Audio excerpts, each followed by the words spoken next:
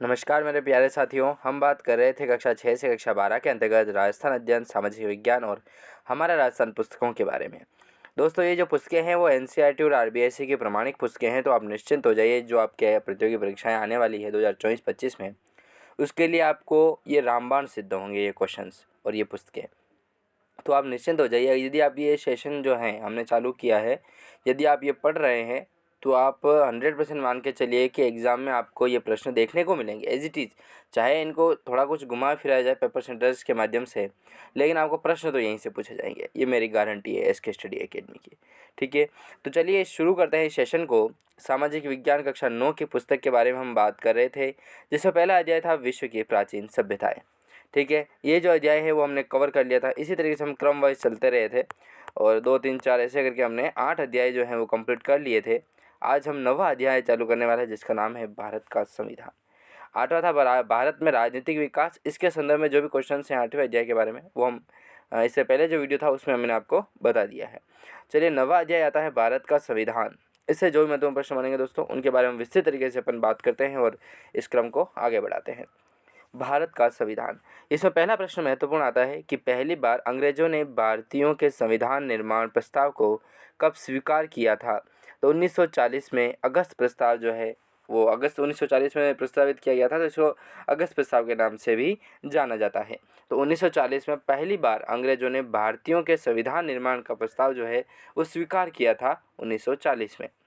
England की किस सरकार ने सत्ता में आते ही भारत में 3 सदस्यीय आयोग कैबिनेट मिशन को भेजा था। तो लेबर पार्टी के द्वारा जो है वो भेजा जाता है। ठीक है, इंग्लैंड की किस सरकार ने सत्ता में आते ही, जो लेबर पार्टी थी उस सरकार ने सत्ता में आते ही भारत में 3 सदस्यीय आयोग कैबिनेट मिशन को भेज दिया था।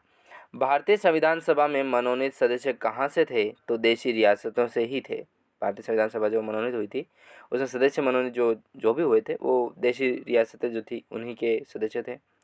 संविधान सभा की सदस्य संख्या कितनी निर्धारित की गई है। तो 389 की गई है।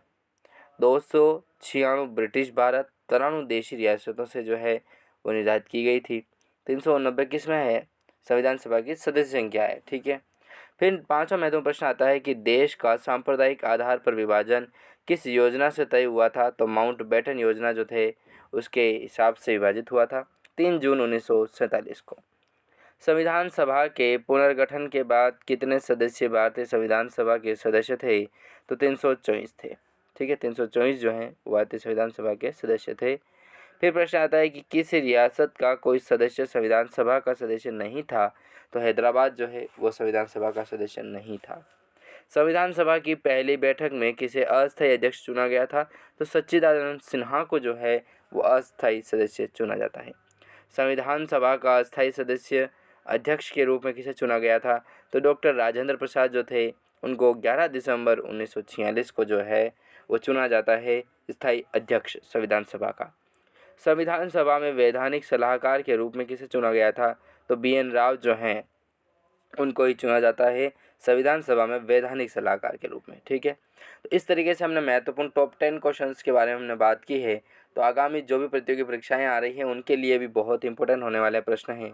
तो आप निश्चिंत हो जाइए और जल्दी से जल्दी हमारे साथ रखिए और इसी सेशन को लाइक भी करें, सब्सक्राइब भी करें। और कोई कमी पेशी लगी आपको तो आप हमें कमेंट के माध्यम से बता सकते हैं। और ये PDF जो प्राप्त करना चाहते हैं, 300 पेज की जो PDF है, यदि आप ये प्राप्त करना चाहते हैं तो हमारे ऐप पर जाइए। वहाँ पर आपको नोट्स वाले ऑप्शन में आपको ये जो PDF है वो देखने को मिलेगी। वहाँ से आप जाकर इसको डाउनलोड कर सकते हैं।